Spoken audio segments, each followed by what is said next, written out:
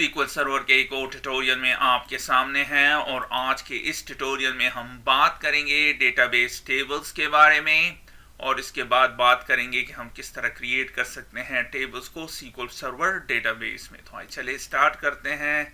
सबसे पहले बात करते हैं डेटाबेस टेबल की। तो डेटाबेस टेबल को हम यूज़ करते हैं ताकि हम स्टोर कर सके डेटा अपने एप्लीकेशन या ऑर्गेनाइजेशन का। हर डेटाबेस में कम से कम एक या एक से ज़्यादा टेबल हो सकता है। अगर टेबल नहीं होगा डेटाबेस में तो फिर आप उसमें डेटा स्टोर नहीं कर सकते। डेटा को स्टोर करने के लिए डेटाबेस में आपके पास हर हाल में कम से कम एक टेबल ज़रूर होना चाहिए। टेबल बनता है रोज और कॉलम से। रो रिप्रेजेंट करता है हमारा रिकॉर्ड, कॉलम रिप्रेजेंट करता है फील्ड को और एक रिकॉर्ड बनता है एक या एक से ज़्यादा कॉलम या फील्ड से। कैसे? और आपके सामने है ये डेटाबेस का टेबल। यहाँ पे आप देख रहे हैं ये एक रो है, ये दूसरा रो है, ये तीसरा रो है, ये चौथा है और टोटल 7 हैं। और हर रो रिप्रेजेंट कर रहा है एक रिकॉर्ड। इस केस में ये रिप्रेजेंट कर रहा है सू जोन्स का रिकॉर्ड, इस केस में मार्क स्मिथ का। इसी तरह अगर आप देख रहे हैं कॉलम्स को देख लें, आपके सामने हैं यहाँ पे 5 कॉलम्स हैं और हर कॉलम रिप्रेजेंट करता है फील्ड। इस केस में है एम्प्लॉई आईडी, इस केस में है फर्स्ट नेम, इस केस में है लास्ट नेम, इस केस में है ईमेल और इस केस में है टेलीफोन। और हर रिकॉर्ड को हम बनाते हैं एक या एक से ज़्यादा कॉलम्स या फील्ड्स। तो इस केस में क्या है, 5 कॉलम्स या फील्ड को कंबाइन करके एक रिकॉर्ड बना है। तो आइए चलें अब SQL सर्वर को ओपन करते हैं और टेबल को क्रिएट करते हैं और फिर कुछ रिकॉर्ड्स ऐड करते हैं। तो टेबल्स को क्रिएट करने के लिए हम चलेंगे डेटाबेसेस में, यहाँ एक्सपैंड कर लें इस पे, फिर उस डेटाबेस में चलें जहाँ पे आपने इस टेबल को क्रिएट करना है। तो इस केस में मैं क्रिएट करता हूँ उसे स्टूडेंट्स मैनेजर डेटाबेस में।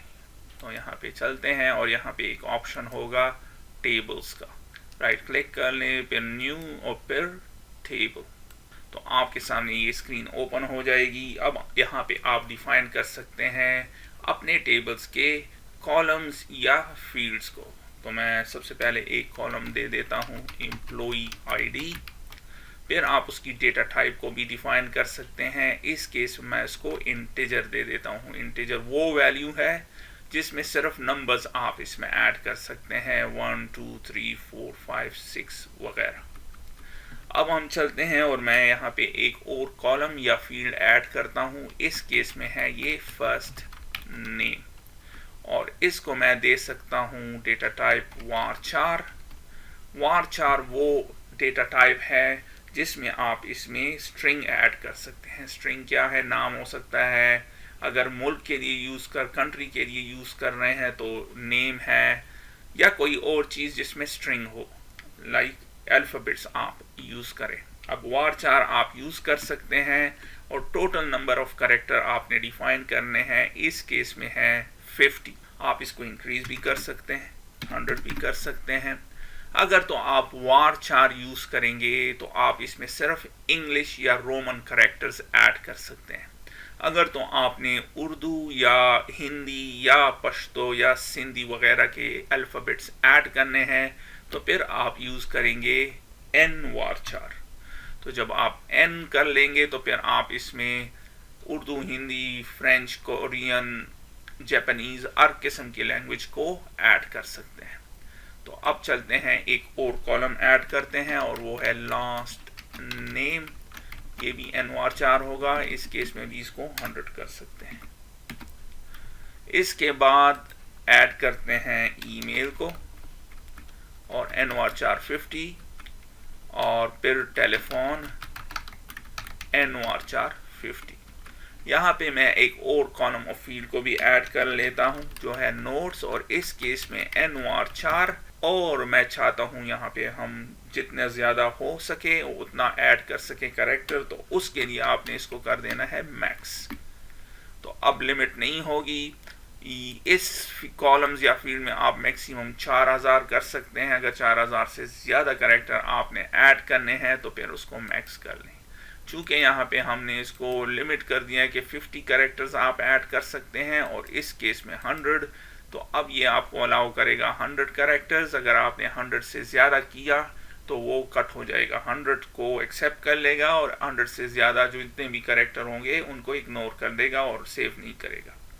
और इसी तरह अगर आपने यहाँ पे 50 कैरेक्टर तक करना है, अगर 50 से थोड़ा सा भी ज़्यादा हो गया फिर 50 वालों को ऐड कर देगा, 51 और उसके आगे को इग्नोर कर लेगा। और अगर आप NOR यूज़ करते हैं और आप यहाँ पे लिखते हैं 4001 तो फिर करेक्ट नहीं होगा, आपने फिर मैक्स करना है क्योंकि मैक्सिमम 4000 ये एक्सेप्ट करेगा।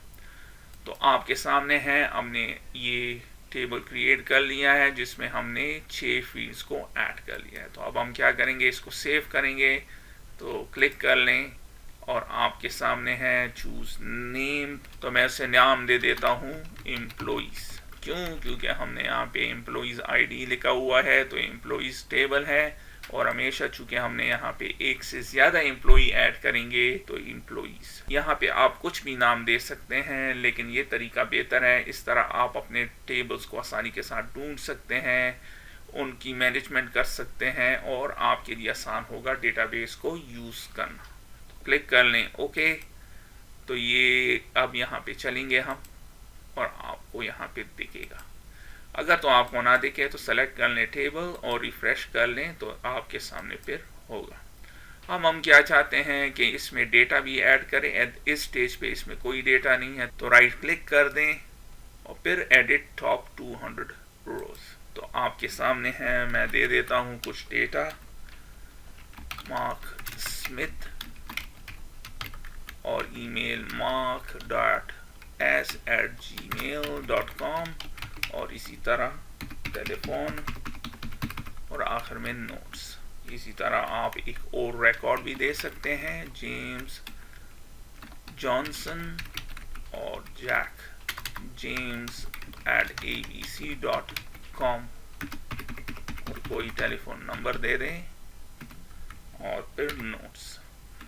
अब हम क्या करेंगे, टेस्ट करेंगे कि हम इन फर्स्ट नेम और लास्ट नेम फील्ड्स में ऐड कर सकते हैं उर्दू के कैरेक्टर या नहीं। तो कर लेते हैं, 3 कर लेते हैं। अब चलते हैं वेब ब्राउज़र में और मैं कॉपी कर लेता हूँ इसको और पेस्ट करने की कोशिश करते हैं इसमें। और इसके बाद मैं ट्राई करता हूँ इस वाले को और ये भी यहाँ पे डालने की कोशिश करते हैं और मूव होते हैं s.ahmed@abc.com और आप देख रहे हैं करेक्टली काम कर रहा है। अगर तो हमने var यूज़ किया होता तो ये नहीं करता, चूंकि हमने NOR यूज़ किया है तो काम कर रहा है। इसी तरह हिंदी का भी कर लेते हैं। तो यहाँ से मैं इसको कॉपी कर लेता हूँ, चलते हैं यहाँ पे और इसको 4 कर लेते हैं और यहाँ पे पेस्ट कर लें और इसके बाद ये वाला भी कॉपी कर लेते हैं और इसको भी यहाँ पे पेस्ट कर लेते हैं और फिर shahmed@gmail.com